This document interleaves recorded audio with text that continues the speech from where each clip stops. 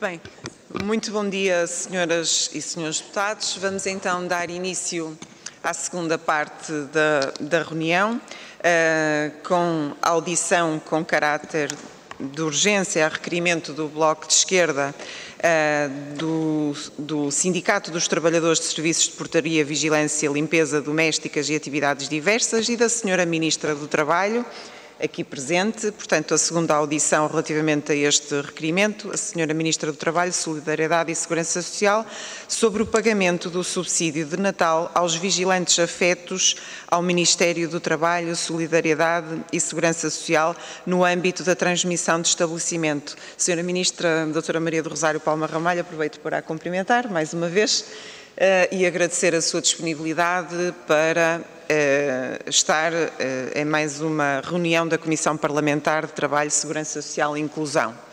E, portanto, eu passaria a palavra ao grupo parlamentar proponente desta audição, ao Bloco de Esquerda, que terá a palavra para a apresentação do requerimento durante 5 minutos.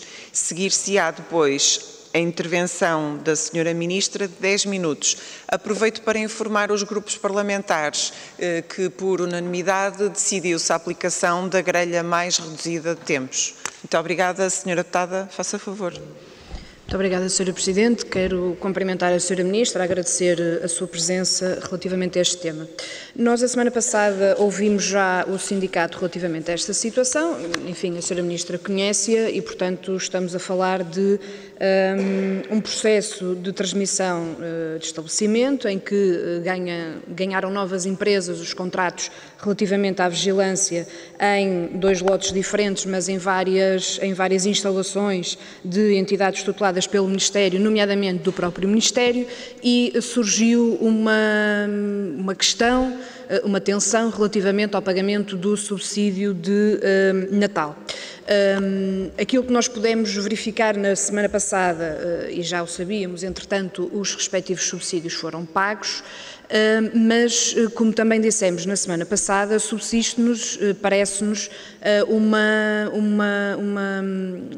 uma discussão que deveríamos ter aqui com a Sra. Ministra, porque no que toca à lei, nomeadamente o artigo 285, número 3 do Código de Trabalho, ele, do nosso ponto de vista, é muito claro nestes casos de transmissão, em que, com a transmissão, os trabalhadores transmitidos ao adquirente mantêm todos os direitos contratuais adquiridos, nomeadamente retribuição, antiguidade, categoria profissional, conteúdo funcional e benefícios sociais adquiridos. Aliás, ao longo deste processo e mesmo na própria comunicação social, vários juristas foram ouvidos relativamente a esta matéria e todos foram unânimes, dizendo que a lei é clara. O próprio caderno de encargos que foi assinado pelo Ministério do Trabalho com estas empresas é claro porque define que a empresa deve cumprir as normas relativas à transmissão de estabelecimento e manter os direitos contratuais, e aquilo que se verificou a determinada altura foi que o Ministro do Trabalho assumiu, através da sua Secretaria-Geral, uma instrução, uma proposta, uma deliberação, enfim, a Sra. Ministra irá dizer-nos qual é que foi a categorização utilizada para esta dita instrução ou proposta, para que se resolvesse o conflito através não do cumprimento da lei que regula a transmissão de estabelecimento, mas sim relativamente ao pagamento proporcional entre as duas empresas. E, portanto, esta é a grande questão que nós queríamos aqui deixar. Quando a lei é clara relativamente à transmissão de estabelecimento e ao pagamento na totalidade da empresa que ganha estes concursos, quando o caderno de encargos assinado pelo próprio Ministério do Trabalho define que a empresa que ganha o concurso tem que cumprir na íntegra aquilo que está na lei relativamente aos pagamentos que são devidos aos trabalhadores, porque é que é o próprio Ministério do Trabalho a emitir uma nota, uma norma, uma instrução, o que for, a dizer às empresas que não têm que cumprir aquilo que está no Código de Trabalho. E essa, para nós, é a grande questão que se coloca neste debate. Aliás, já na semana passada foram verificados e foram falados casos onde foi possível fazer cumprir o que está na legislação. Tivemos o caso da Câmara Municipal do Porto, uma empresa incumpriu, acaba-se o contrato. O próprio Ministério do Trabalho, em anterior mandato, teve uma situação com um problema semelhante e, como o caderno de encargos não foi cumprido, o Ministério do Trabalho na altura decidiu romper com essa empresa que não cumpriu o caderno de encargos e, portanto, passa a outra. Neste caso, houve aqui uma forma das empresas não cumprirem estritamente aquilo que está na lei e o Ministério do Trabalho deu aso a que isso não fosse feito.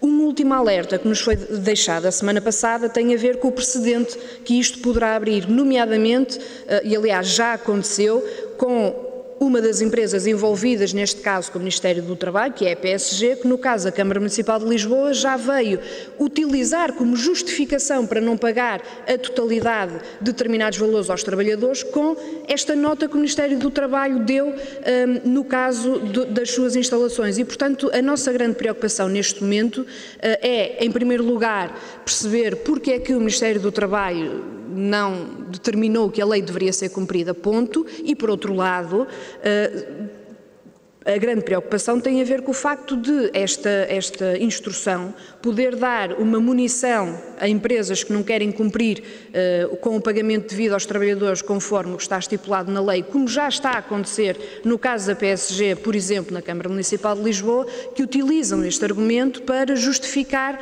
o seu comportamento e o seu não cumprimento do pagamento na totalidade. E, portanto, Sra. Ministra, esta situação parece-nos que tem gravidade exatamente por causa deste precedente que pode abrir, como já estamos a ver, nomeadamente com a PSG, de poderem alegar esta nota, esta instrução do Ministério da Saúde, do Ministério do Trabalho, no caso da sua vigilância, para noutros locais poderem também justificar o não cumprimento da lei. Muito obrigada.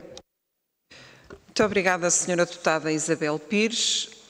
Então, para a sua intervenção inicial, eu passaria a palavra à Sra. Ministra do Trabalho, Solidariedade e Segurança Social, Dra. Maria do Rosário Palma Ramalho, com 10 minutos para a sua intervenção. Sra. Ministra, faça favor.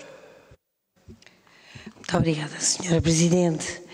Eu começo por cumprimentar todos os senhores deputados, pedir muita desculpa de como estou aqui hoje, mas, naturalmente, estou aqui em respeito por esta Câmara, mas peço alguma condescendência, porque a minha voz está como veem. Senhora Deputada, dizer-lhe o seguinte, vou explicar a situação, mas antes de explicar, dizer-lhe o seguinte, o Ministério cumpriu a lei. O Ministério nunca daria qualquer indicação de não cumprimento da lei. Isto deve ficar claro. E só para o caso de não se lembrar, eu vou-lhe ler aqui a lei. O artigo 285 do Código do Trabalho, que refere no seu número 3, que com a transmissão os trabalhadores mantêm todos os direitos contratuais adquiridos no seio do adquirente. Neste caso aqui, era o artigo a aplicar. Contudo, também nos diz, no número 6, estou a ler rapidamente e sem ser, todos conhecem, não é? É só para lembrar. E no número 6 também nos diz que o transmitente responde solidariamente pelos créditos do trabalhador relativamente a todo o período antes da transmissão, indo até 2 anos antes da transmissão. Estas são as duas normas em questão. Portanto, não é apenas a primeira, esta segunda também faz parte da lei. Ora bem, o que é que aconteceu aqui? E não quero começar a deixar por dizer que este assunto foi suscitado à Secretaria-Geral do Ministério no final de novembro e foi resolvido no prazo de 15 dias a 13 de dezembro. Portanto, nós estamos hoje aqui a discutir um assunto que é, perdoar-me-á, um não assunto, mas que em todo o caso foi resolvido da forma melhor. E foi resolvido recorrendo a estas normas e também com apoio numa solução que é prevista pelo próprio contrato coletivo de trabalho aplicável às empresas de segurança e que foi otorgado por uma associação sindical, da qual uma das empresas em questão é filiada.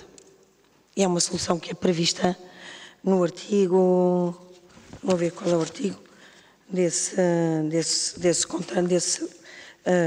contrato coletivo que prevê isso expressamente, é o artigo, desculpa, 14, número 11, que prevê o pagamento proporcional. Agora vou-lhe dizer exatamente o que é que aconteceu, deixando também claro que aqui o Ministério é o cliente deste serviço. Portanto, a sua intervenção é apenas como cliente deste serviço e o seu interesse foi assegurar que os trabalhadores que estavam a fazer este serviço, naturalmente trabalhadores da empresa ganhou o concurso e efetivamente não eram prejudicados e receberiam o subsídio de Natal na data prevista, como veio a acontecer no dia 15 de dezembro. Ora bem, o que acontece aqui? Esta situação decorre de um concurso público de 2021 que teve em vista a contratação de serviços de vigilância para os serviços do Ministério do Trabalho, agrupados em 5 lotes. Um lote, Zona Norte, Lisboa e Val do Tejo, 2 lotes aqui, 2 lotes, Zona Centro e Alentejo, e um lote 5, Algarve. Vou tirar este fora porque este foi ganho por uma outra empresa, uma terceira empresa, que não tinha aqui nenhum problema. Portanto, a questão estava nos lotes 1 e 3 versus 2 e 4. Este concurso foi ganho por uma das empresas, uma delas num dos lotes, a Power Shield num dos lotes e a PSG no outro lote. Acontece que a PSG intentou uma ação tendente à anulação do concurso. Esta ação demorou o seu tempo, entretanto o trabalho foi sendo executado pela empresa que tinha ganho, mas apenas no final de 2024, em recesso de recurso, houve um acórdão que veio determinar a reordenação dos 2 concorrentes e, portanto, isto significou na prática que a empresa que tinha ganho a zona, o lote 1 e 3, teria que ser classificada em segundo lugar, mas pelo outro lado era classificada em primeiro lugar nos lotes 2 e 4. Portanto, este é o surgimento do problema e chegarmos até aqui. Quando se colocou este problema, quando surgiu o acórdão, a Secretaria-Geral, e muito bem, reuniu com cada uma dessas empresas no dia 15 do 11. Todas aceitaram os efeitos da transmissão do estabelecimento, portanto, a aplicação da regra geral do artigo 285, número 3, que eu acabei de ler, e, portanto, indicaram, e bem, que cumpririam o que lá estava. Contudo, logo a seguir, esta reunião é de 15 do 11, peço desculpa, logo a seguir, entre o dia 18 e o dia 24 do 11, chegaram à Secretaria-Geral, por via dos próprios trabalhadores, rumores de que não iriam receber o subsídio de Natal. E, portanto, foi durante esse período que a Secretaria-Geral contactou as empresas de modo a avaliar a veracidade dos rumores. Nesse contacto, a empresa que ganhou, a PSG, um dos lotes, disse logo que não pretendia pagar o subsídio de Natal no seu todo. Só pagaria um 12º nos lotes 1 e 3, que lhe foram transmitidos, que lhe seriam transmitidos a 1 de dezembro, era a data, e pagaria 12º nos lotes 2 e 4, que transmitiriam. Os lotes 2 e 4 era muito menos valor do que os lotes 1 e 3. E, portanto, estava criado a situação de total impasse. É assim, na qualidade de cliente, que a Secretaria-Geral propõe às empresas que se entendam. E que se entendam ou aplicando a norma do artigo 285, número 2, ou aplicando a norma do artigo 285, número 6. Uma vez que, como sabe, em resultado desta norma, se a empresa devedora não pagasse, a transmitente era solidariamente responsável e, portanto, iria ser demandada necessariamente para o fazer. E, portanto, esta era a situação. e de acordo com o que está defendido no contrato coletivo de trabalho. No meio destas tentativas, que, volto a dizer, visaram que os trabalhadores recebessem a tempo e horas, o Ministério, a Secretaria-Geral, promoveu mais uma reunião com as duas empresas, dessa vez, para tentar que se conciliassem, e não o conseguindo, a PSG respondeu que não pagaria, ponto final, promoveu a intervenção da DGERT como entidade de arbitragem de conflitos e de prevenção de conflitos de trabalho. E a DGERT teve 3 reuniões com estas empresas, a primeira das quais nem sequer convocou a Secretaria-Geral e as outras convocou a Secretaria-Geral. A PSG, que era a devedora destes subsídios, nunca apareceu nestas reuniões. E foi na última reunião, apesar de convocada, que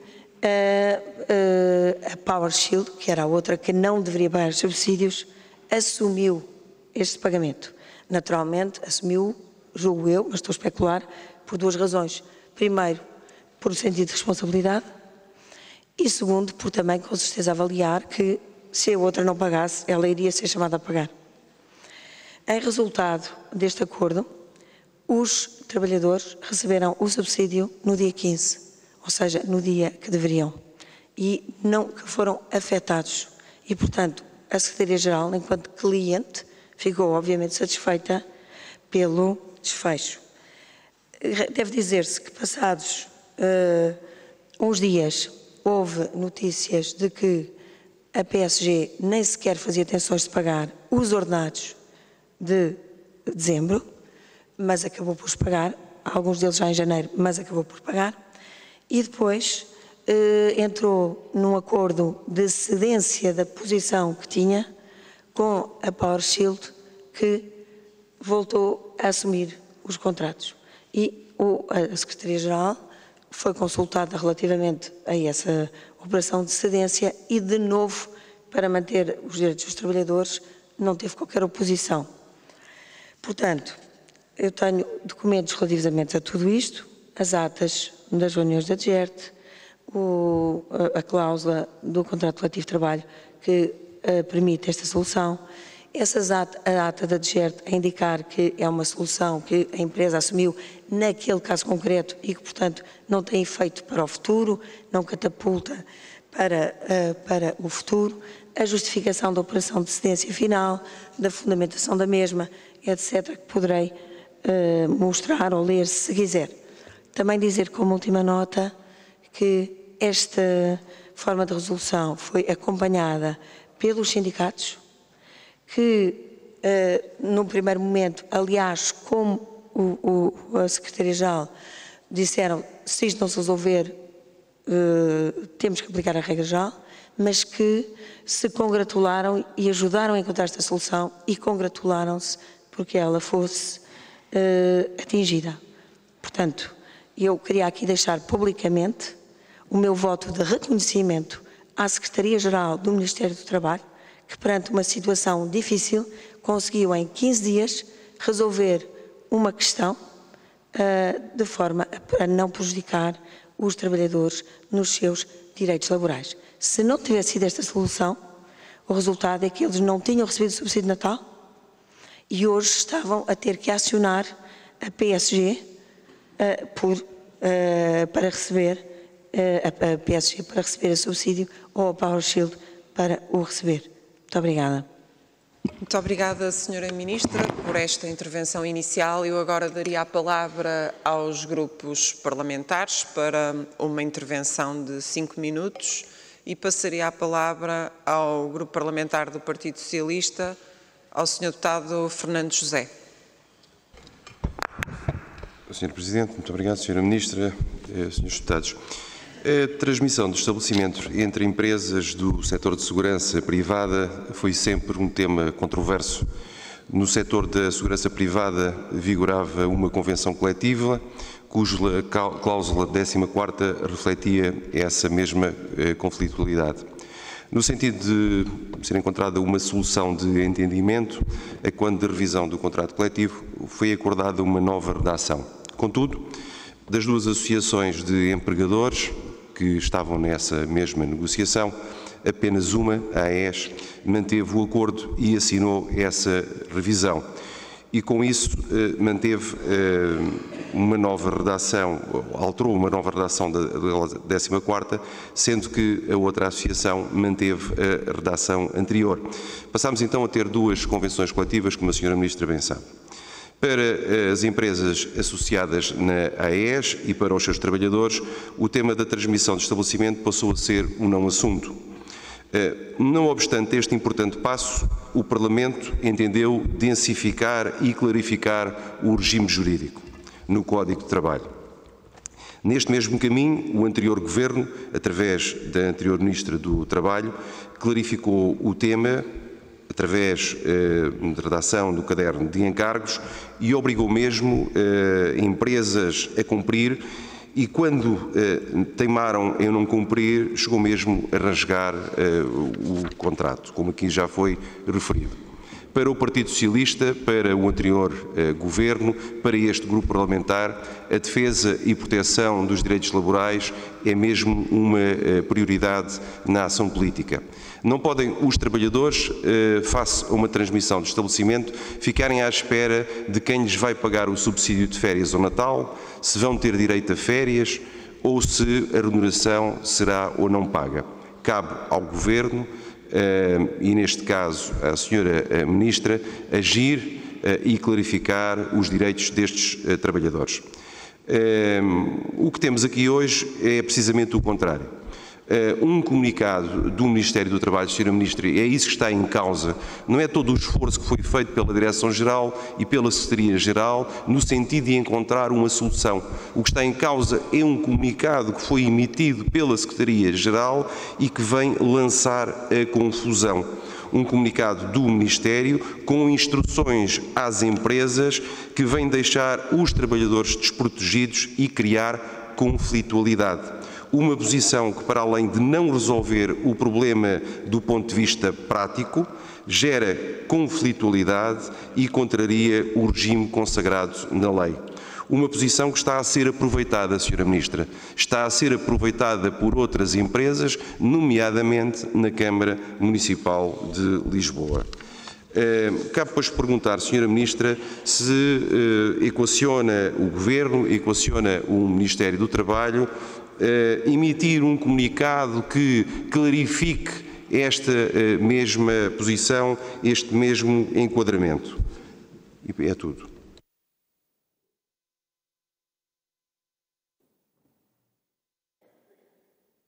Muito obrigada, Sr. Deputado Fernando José. Passaria a palavra ao Grupo Parlamentar do PSD, à Sra. Deputada Ana Santos. Muito obrigada, Sra. Presidente em exercício. Cumprimento as senhoras e os senhores deputados, cumprimento a Sra. Ministra, saudando-a por mais uma vez estar presente nesta comissão parlamentar, num registro de presença que já se começou a tornar, enfim, manifestamente habitual e recorrente. E agradeço-lhe ainda os esclarecimentos que já prestou e aqueles que ainda irá eventualmente prestar. Uma primeira nota que se impõe e que lhe é devida é de elogio ao notável trabalho que tem vindo a desenvolver, sempre com o foco da proteção social em geral, em políticas sociais complementares, na procura do aumento dos salários médios, no mercado de trabalho e em políticas e medidas e ativas de emprego, enfim, um notável trabalho em políticas para que ninguém fique para trás, em políticas a pensar nas pessoas, nos trabalhadores e nas empresas. Relativamente ao requerimento que nos traz a esta audição e que tinha como objeto, e cito, audição com caráter de urgência da Sra. Ministra sobre o pagamento do subsídio de Natal aos vigilantes afetos ao Ministério do Trabalho, o STAD já aqui disse nesta comissão parlamentar há escassos dias que esta situação se encontra totalmente resolvida. e encontra-se efetivamente resolvida desde o dia 15 de dezembro, data em que os trabalhadores receberam o subsídio de Natal e conforme já referiu, aliás, a Senhora Ministra. Por isso, e se já na audição do SETAD afirmámos o despropósito deste requerimento, hoje voltamos a reafirmá-lo de forma ainda mais vincada no que respeita à audição da Senhora Ministra, por não alcançarmos o mérito deste requerimento quanto a esta audição, não servindo as audições a requerimento para discutir assuntos. E os requerimentos, nomeadamente os requerimentos para a audição de ministros, devem ser como sal de cozinha, quanto bastem, sob pena de se tornarem banais e satisfazerem apenas agendas partidárias. Estamos, isso sim, numa altura em que é preciso dar resposta aos grandes problemas do mundo do trabalho e da economia e responder às necessidades de Portugal nestas áreas. Deixemos a Senhora Ministra trabalhar e ter tempo para aquilo que é fundamental: as pessoas, os trabalhadores, as empresas, o país. Deixemos a Senhora Ministra ter tempo para continuar a responder aos desafios que lhe são colocados, porque este é um governo em que os trabalhadores e as empresas confiam. Relativamente à transmissão do estabelecimento, figura jurídica objeto deste requerimento, falamos de uma figura jurídica em que se impõe equilibrar duas posições: a posição da entidade patronal cedente e proteger a iniciativa económica e salvaguardar os legítimos interesses e as expectativas dos trabalhadores, de forma a evitar que sejam afetados na sua posição contratual por efeito da mera transmissão da empresa. E estamos a falar também, bem sabemos, de direitos constitucionalmente protegidos: o direito de livre iniciativa económica e o direito à segurança no emprego. E nós não temos dúvidas de que, quanto aos direitos adquiridos pelos trabalhadores, estes permanecem imutáveis, apenas se verificando a alteração subjetiva quanto à pessoa do empregador. Assim como também não temos dúvidas de que a salvaguarda dos legítimos interesses e expectativas dos trabalhadores pode também ocorrer no âmbito das negociações diretas entre as partes, dentro da liberdade negocial, dentro de soluções de bastidores entre as empresas, em que cada uma delas faz as suas contas e acorda em repartir os encargos, sendo o trabalhador alheio a essa negociação.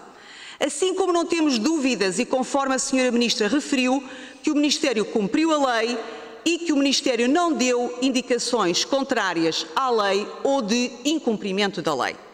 Por isso, Senhora Ministra, ficaram ou não devidamente salvaguardados os interesses e as legítimas expectativas destes cerca de 500 trabalhadores com a solução que foi encontrada na sequência da proposta da Secretaria-Geral? Se não tivesse sido encontrada essa solução, Senhora Ministra, quais teriam sido as consequências? Numa última questão, e para que fique bem claro, perguntar-lhe se as associações sindicais concordaram ou não com a solução que foi encontrada, que, conforme referiu, participaram dela.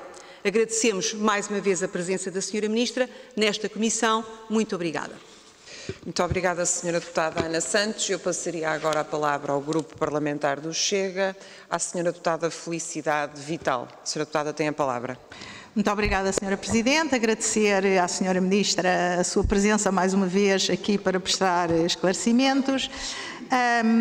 E de acordo com o que foi noticiado, existiu uma situação anómala no que ao pagamento de subsídios de Natal aos vigilantes afetos ao Ministério do Trabalho, Solidariedade e Segurança Social, no contexto ao que uma transmissão de estabelecimento diz respeito. Ora, esta situação tem levantado questões sobre a responsabilidade pelo pagamento deste direito laboral e sobre a correta aplicação da legislação portuguesa em matéria de direito dos trabalhadores. Neste caso, em particular, a Secretaria-Geral do Ministério do Trabalho informou as duas entidades que deveriam pagar o subsídio de forma proporcional no sentido de resolver o problema dos trabalhadores. No entanto, ambas as empresas adotaram critérios diferentes. A PSG adotou o modelo proposto pela Secretaria-Geral, ou seja, 11 dozeavos pela empresa cessante e 1 dozeavos pela nossa empresa. No entanto, a Powerchild optou por cumprir o disposto no Código de Trabalho. A transmissão de estabelecimento está regulada pelo artigo 285 do Código de Trabalho, que estabelece que, em caso de transferência de uma unidade económica para outra, o empregador, os trabalhadores afetos a esta unidade mantêm todos os seus direitos, incluindo os salariais, antiguidades e regalias anteriormente adquiridos, e isto, para nós, chega, não é negociável. A legislação em vigor também determina que a empresa que assume os trabalhadores é responsável pelo pagamento integral deste subsídio. Ora, neste caso, o concurso público iniciado a 1 de dezembro de 2024 resultou na substituição das empresas de vigilância em várias entidades do Ministério, garantindo-se a manutenção dos direitos dos trabalhadores, embora tenham surgido divergências quanto ao pagamento do subsídio de Natal. No entanto, isto é importante dizer aqui, a situação já se encontra resolvida entre as duas empresas e eu, sinceramente, interpreto a sua vinda aqui hoje com o objetivo de tentarmos que estas situações não se voltem a repetir, porque, pelo que me parece, e de acordo com as explicações que já deu, este caso até foi resolvido com alguma celeridade. O Bloco de Esquerda, de facto, na sua ânsia de querer mostrar que defende os trabalhadores, insiste por vezes em assuntos que até já estão resolvidos, que é o caso deste. É pena que não aplique as mesmas regras para os seus próprios trabalhadores e que os defenda da mesma forma, porque de facto também temos assistido a algumas notícias que não poderemos dizer que são que o Bloco de Esquerda se possa orgulhar na defesa dos seus trabalhadores. No entanto, coloca-se a questão à Sra. Ministra, que é para isso que estamos aqui hoje. Já sabemos que teve conhecimento da situação e o que queríamos perguntar era porque é que não se seguiu o enquadramento legal estabelecido no artigo 285 do Código do Trabalho. Foi uma interpretação diferente, foi uma tentativa de resolver o problema mais rapidamente. Gostaria que nos explicassem isso, que nos explicasse esta questão. Também já sabemos que todos os trabalhadores mantiveram as condições salariais e benefícios após a sua transição e, portanto, o que eu penso que hoje seria útil aqui discutirmos era um sistema, uma forma destas situações não voltarem a acontecer e que, quando existem transmissões de estabelecimento, estes pagamentos se façam de forma automática, de acordo com a lei, para não estarmos aqui todos a falar de um assunto que até já está resolvido, mas que, e isso tem que ser dito, poderá voltar a acontecer. E eu acho que é esse o nosso papel e é essa a nossa função aqui, é tentar garantir que não volte a acontecer. Muito obrigada. Muito obrigada, Sra. Deputada Felicidade Vital. E eu passaria a palavra agora ao Grupo Parlamentar da Iniciativa Liberal, à Sra. Deputada Joana Cordeiro. Sra. Deputada tem a palavra. Obrigada, Sra. Presidente. Cumprimento os Srs. Deputados, cumprimento a Sra. Ministra.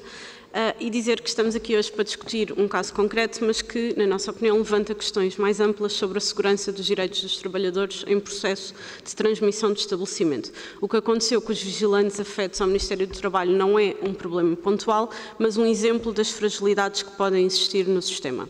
O Código do Trabalho, neste tema, é claro. Em caso de transmissão de empresa ao estabelecimento por adjudicação de contratação de serviços que se concretize por concurso público ou por outro meio de seleção no setor público e privado, os trabalhadores trabalhadores passam para a nova entidade empregadora e mantêm todos os direitos contratuais e adquiridos, esta parte está no número 10 do artigo 285, nomeadamente a retribuição, antiguidade, categoria profissional e conteúdo funcional e benefícios sociais adquiridos. Isso inclui, obviamente, o pagamento do subsídio de Natal pela nova entidade empregadora, podendo responder solidariamente a empresa cessante. No entanto, assistimos a um diferendo entre empresas e a uma solução que acabou por ser recomendada pelo Governo e que, segundo alguns especialistas, contraria a própria legislação em vigor. E, portanto, as questões que eu deixo são: o caderno de encargos deste concurso público, elaborado pelo anterior Governo, previa expressamente que a nova empresa devia assumir todos os direitos dos trabalhadores. Considera que essa solução foi adequada ou vê a necessidade de rever este tipo de cláusulas em futuros concursos públicos? Ou, na realidade, se diria que esta cláusula nem sequer devia existir porque isto já decorre da própria lei? Depois, uma vez que o Governo interveio para promover um acordo entre as empresas, em vez de simplesmente garantir o cumprimento da lei, pergunto-lhe se concorda que esta solução, ao criar um precedente, pode ou não gerar incerteza para os trabalhadores e abrir caminho para que no futuro outras empresas tentem escapar às responsabilidades. E já agora pergunto-lhe se concorda, de certa forma já respondeu na sua intervenção inicial, mas deixo a pergunta, com a orientação que foi dada pela Secretaria-Geral para que fosse tentado este acordo entre as empresas. Entretanto, foi referido pelo próprio Governo que esta solução não se tornará regra, mas então, qual é a regra? Como é que o Ministério pretende garantir que os trabalhadores em futuras transmissões de estabelecimentos não enfrentarão o mesmo tipo de indefinição e conflito que estes trabalhadores enfrentaram? E qual seria a solução para não deixar os trabalhadores na incerteza, mas ao mesmo tempo para não gerar eventuais desequilíbrios contratuais nas empresas? Por fim, pergunto se esta situação revela apenas um problema na aplicação da lei ou aponta para falhas mais estruturais na legislação laboral. Pergunto-lhe se considera necessário rever o regime das transmissões de estabelecimento, nomeadamente na proteção dos trabalhadores e na definição clara das responsabilidades das empresas. Portanto, no fundo, Sra. Ministra, o ponto aqui é que nem os trabalhadores nem as empresas podem viver com incerteza. Se há uma regra no Código do Trabalho, ela deve ser cumprida. Se o Governo considera que a regra atual não é adequada, então que se proponha uma mudança, mas que seja clara e transparente para não haver aqui dúvidas. O que não pode acontecer é que os trabalhadores possam ficar no meio de disputas entre empresas, à mercê de decisões que são casuísticas, que criam incerteza e insegurança no futuro, nem que exista, obviamente, uma duplicação de pagamentos pelas entidades empregadoras, em que as empresas possam ficar em situações de desequilíbrio ou até que depois se torne necessário litigar e irmos para contendas judiciais. Obrigada. Muito obrigada, Sra. Deputada Joana Cordeiro. Eu passaria a palavra agora ao Grupo Parlamentar do Bloco de Esquerda, a Sra. Deputada Isabel Pires. Sra. Deputada, faça favor. Muito obrigada, Sra. Presidente. Sra. Ministra, eu quero-lhe agradecer em primeiro lugar os esclarecimentos que deu inicialmente e desejar-lhe as melhoras. Não é nada agradável estar assim, mas 3 pontos. Em primeiro lugar, relativamente à questão da negociação. Ninguém nega que poderão existir, ou a possibilidade de existirem, acordos ou negociações entre as empresas e que isso seja possível. O problema é que o que se está aqui a propor, aliás, ouvindo até a intervenção da Sra. Deputada do PSD, é que isto se torne a regra. E não é isso que está na legislação. E, portanto, essa continua a ser uma das grandes preocupações que temos com isto, porque, e como já lhe disse inicialmente, é a própria PSG que publicou no seu site, e, portanto, eu poderei fazer chegar aos serviços da Comissão, é a própria PSG que tem um comunicado no seu site publicado dizendo que o entendimento da PSG relativamente à forma de pagamento do subsídio de Natal é igual ao entendimento do Ministério do Trabalho, que é comunicado dirigido a ambas as empresas intervenientes na transmissão de estabelecimento, transmitiu as seguintes instruções e passa a citar as ditas instruções que existiram por parte do Ministério do Trabalho relativamente à forma de pagamento. E, portanto, eu volto a perguntar se houve ou não uma instrução, porque a Sra. Ministra, se eu bem percebi da sua primeira intervenção, houve várias reuniões com a DGERT e é daí que decorre a tal decisão de chegarem ao entendimento proporcional.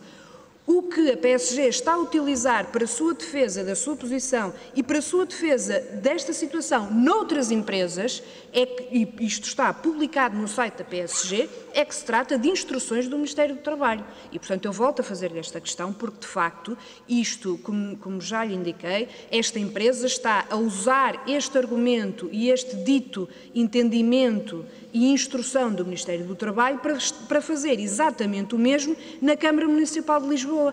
E daqui a uma semana, 2 semanas, 2 meses, está a usar este dito entendimento do Ministério do Trabalho e instruções do Ministério do Trabalho para fazer isto em todas as empresas em que ganhe contratos. E daí a nossa preocupação, e por isso é que nós na altura achámos que fazia sentido manter este requerimento, para esclarecer de uma vez por todas, até porque isto que a PSG publica é do conhecimento público porque está no site deles, e portanto preocupa-nos, porque das duas uma, ou foi um acordo que foi alcançado em sede de reuniões com a DGERT, ou bem que foi uma instrução do Ministério do Trabalho, são coisas muito diferentes, de facto.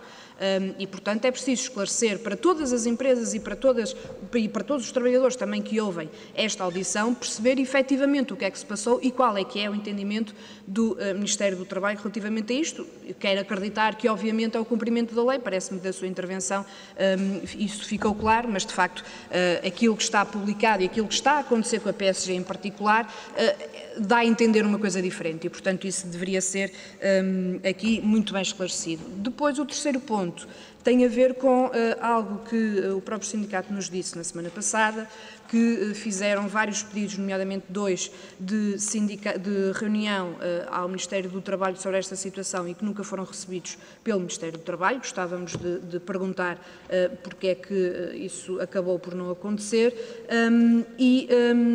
Uma última nota sobre toda esta matéria que nós temos levantado já há vários anos. Tudo isto se evitaria, do nosso ponto de vista, se houvesse internalização de serviços. Nós estamos a falar de serviços que são necessários, seja ao Ministério do Trabalho, ao Ministério da Justiça, ao Ministério da Saúde, enfim, a todas as instalações públicas, são serviços que são essenciais sempre, tal como, por exemplo, a limpeza também são serviços que são precisos sempre. E, portanto, não nos faz sentido que continuemos a utilizar a figura da externalização de serviços para matérias que são necessidades permanentes e estruturais de todos estes serviços. E isto dá aso a que depois este tipo de situações aconteça, apesar de, do nosso ponto de vista, a lei da transmissão de estabelecimento ser bastante clara. E, portanto, para terminar, aquilo que nós queremos garantir é que, de facto, não há um entendimento, não há uma dita instrução, nas palavras da PSG, do Ministério do Trabalho para que a lei não seja cumprida tal como ela está, independentemente de negociações com a DGERT, independentemente de negociações entre as partes que possam eventualmente acontecer e que podem sempre acontecer. Aquilo que tem que ser garantido neste momento é que, da parte do Ministério do Trabalho, o que é para ser cumprido é o que está na lei e não aquilo que a PSG diz que é a instrução que o Ministério do Trabalho deu. Muito obrigada. Muito obrigada, Sra. Deputada Isabel Pires. Passaria agora a palavra ao Grupo Parlamentar do Partido Comunista Português, ao Sr. Deputado Alfredo Maia. Sr. Deputado, tem a palavra. Muito obrigado, Sra. Presidente. Cumprimento a Sra. Ministra e já agora desejo votos de restabelecimento da saúde, pelo menos das condições de voz. Sra. Ministra, eu creio que talvez seja útil recapitular o que aconteceu, e o que aconteceu é que em dezembro, no início de dezembro, ocorreu uma alteração no contrato de prestação de serviço entre a PowerShield e a PSG em estabelecimentos do Ministério do Trabalho, uns diretos, outros sob a sua tutela. Mas a PSG não estava a garantir o pagamento por inteiro do subsídio de Natal, contrariando, do nosso ponto de vista, o estabelecido no número 6 do artigo 285 do Código de Trabalho. Pelos vistos, parece divergirmos aí na interpretação. A responsabilidade do pagamento era então da PSG e não da PowerShield. Mas o que aconteceu é que, com o aval, verificou-se o aval do Ministério do Trabalho a esta situação, e foi a PowerShield a pagar o subsídio.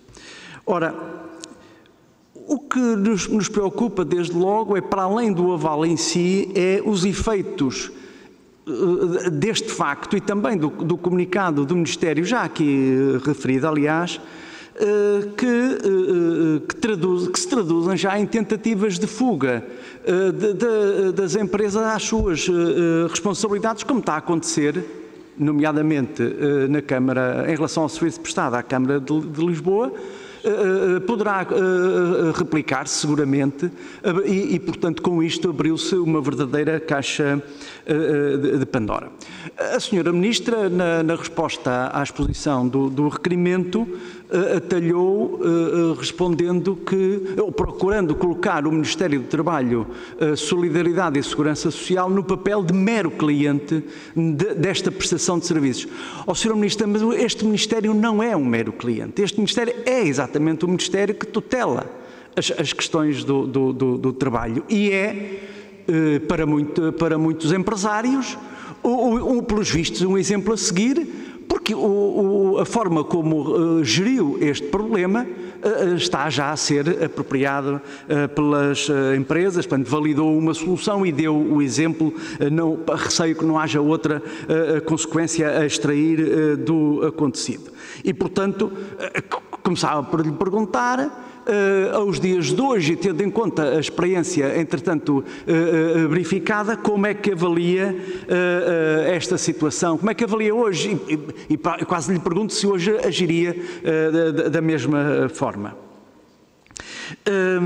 E, portanto, se tem consciência de que a forma como geriu abriu, de facto, precedentes que podem ser graves em termos da defesa dos interesses, dos direitos e dos interesses legítimos dos trabalhadores. E, portanto, como é que vai corrigir este problema? Não é? Como é que vai corrigir e evitar que de futuro isto se verifique? Bom, mas para o PCP este caso remete para uma questão de fundo. E a questão de fundo é a externalização de serviços dos quais a administração pública, os serviços públicos, as empresas públicas necessitam. Falamos aqui de vigilância, como podemos falar de limpeza, etc, etc, etc. Ora, na pergunta que o PCP dirigiu à senhora Ministra em dezembro, justamente a propósito deste caso, um último ponto consistia em pedir-lhe a justificação para a manutenção desta contratualização de serviços externos, tendo em conta que o Ministério e os organismos dele dependentes necessitam, de facto, destes trabalhadores em permanência, necessitam do serviço de vigilância. Ora, sucede que a este tópico a senhora Ministra, ou o gabinete da senhora Ministra, nem sequer respondeu. E, portanto, eu tenho que lhe perguntar agora se tenciona manter a externalização destes serviços e porque é que não os internaliza como devia, até porque as carreiras da administração pública acomodam perfeitamente a esta função. E disse, muito obrigado. Muito obrigada, Sr. Deputado Alfredo Maia. Então passaremos agora à resposta conjunta da Sra. Ministra, que totaliza 35 minutos para resposta, totaliza até 35 minutos para resposta aos grupos parlamentares. Muito obrigada. Muito obrigada, Sra. Presidente. Muito obrigada, Srs. Deputados. Peço desculpa, mas isto está um bocadinho pior. Vou tentar responder com a vossa benevolência.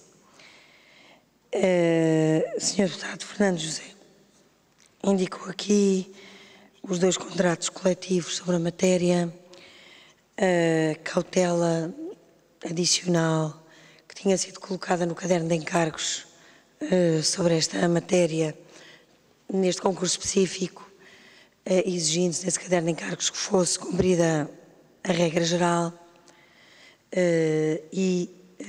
muito bem.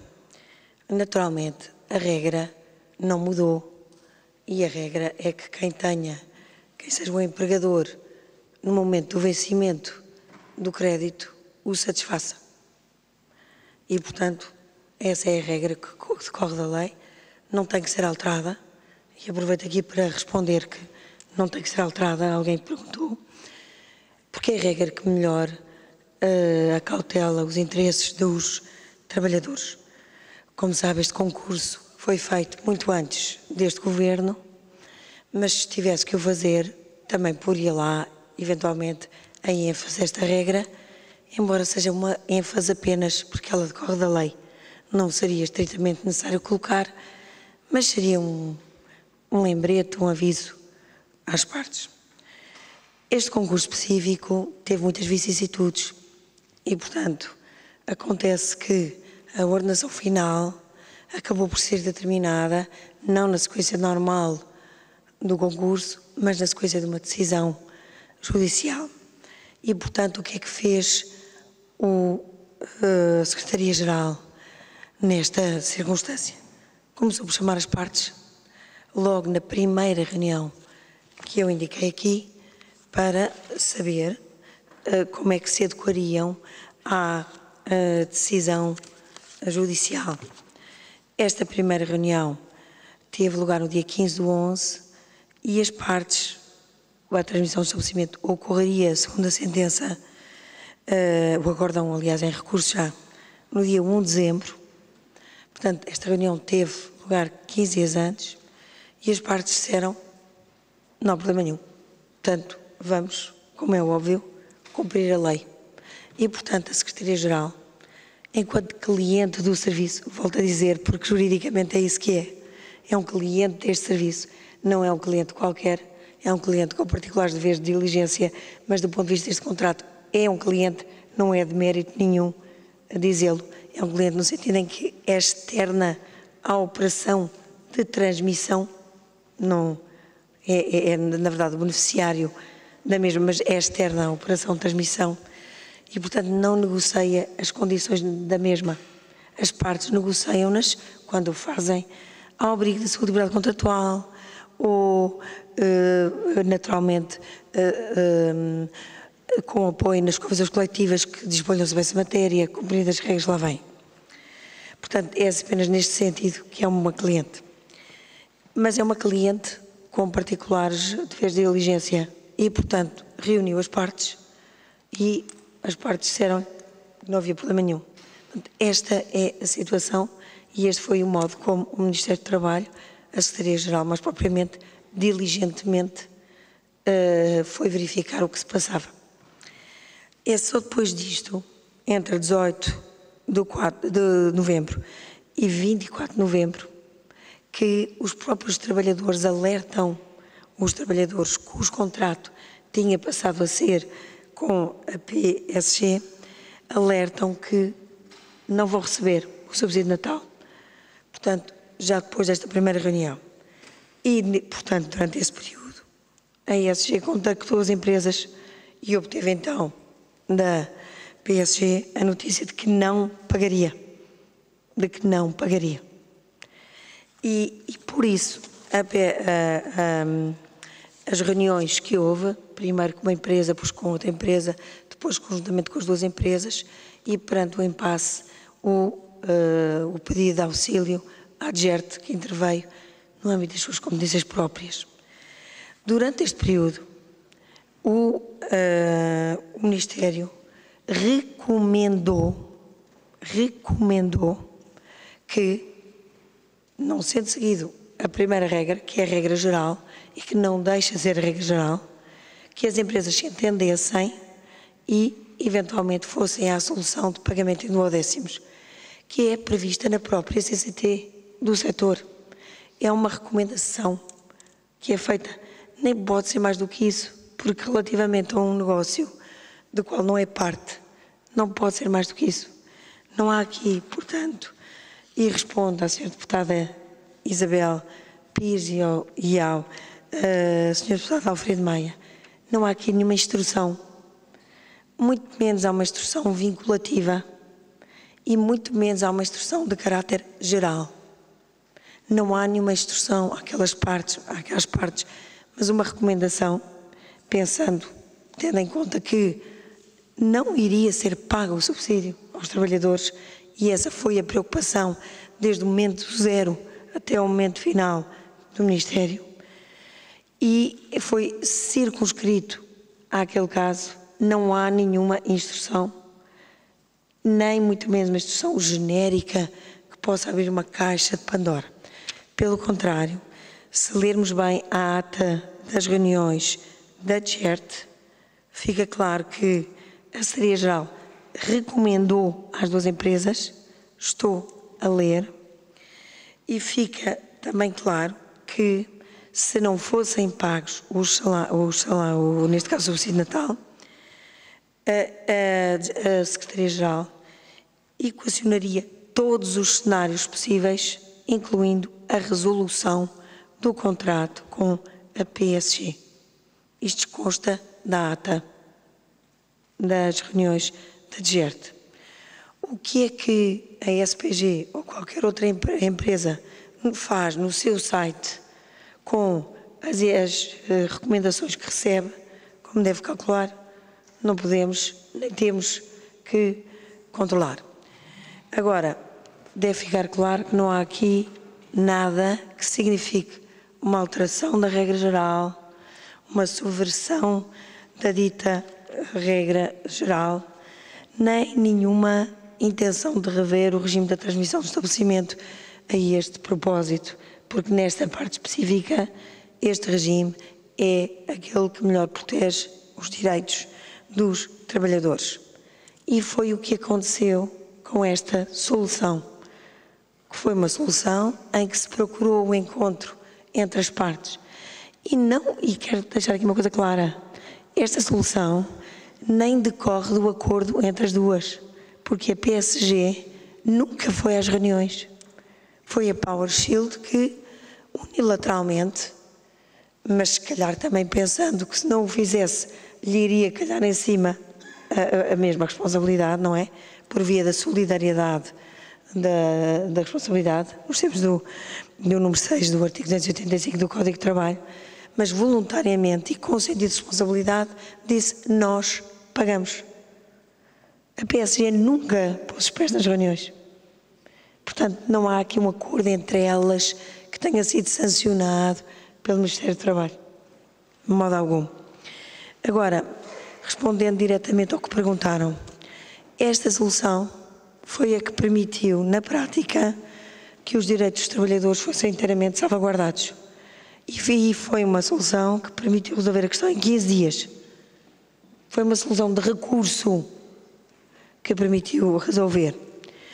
Se não tivesse o Ministério do Trabalho tomado esta iniciativa de recomendar esta solução e se a DGERT não tivesse também assumido a bondade desta recomendação junto da PowerShield, o resultado é que os trabalhadores não tinham recebido o subsídio de Natal.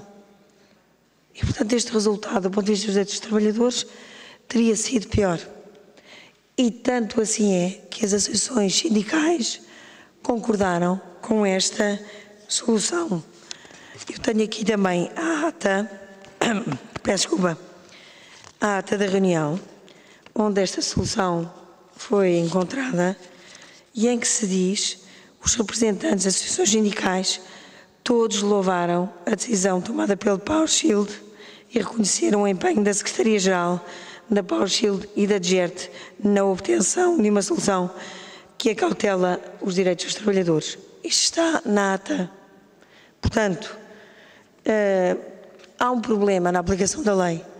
É resolvido naquele caso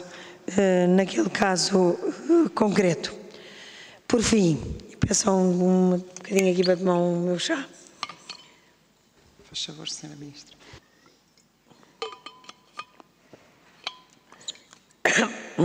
Por fim, Sr. Deputado Alfredo Maia, Sra. Deputada Isabel Pires, este Governo não associa nenhum papão ao outsourcing. A prestação de serviços por entidades externas é um meio igualmente legítimo do ponto de vista económico e de gestão, nomeadamente para as chamadas atividades auxiliares dos Ministérios, que é o caso. Podíamos internalizar, não foi a opção, não é a opção deste Governo. Disse. Muito obrigada. Muito obrigada, Sra. Ministra. Passaríamos agora à segunda ronda, se houver inscrições individuais dos senhores deputados. Se não existirem, damos por terminada esta audição da Sra. Ministra. Sendo assim, Verifico que não há intervenções dos grupos parlamentares para a segunda ronda. Sra. Ministra, muito agradecemos a sua participação nesta audição e, de nossa parte, muito obrigada uma vez mais.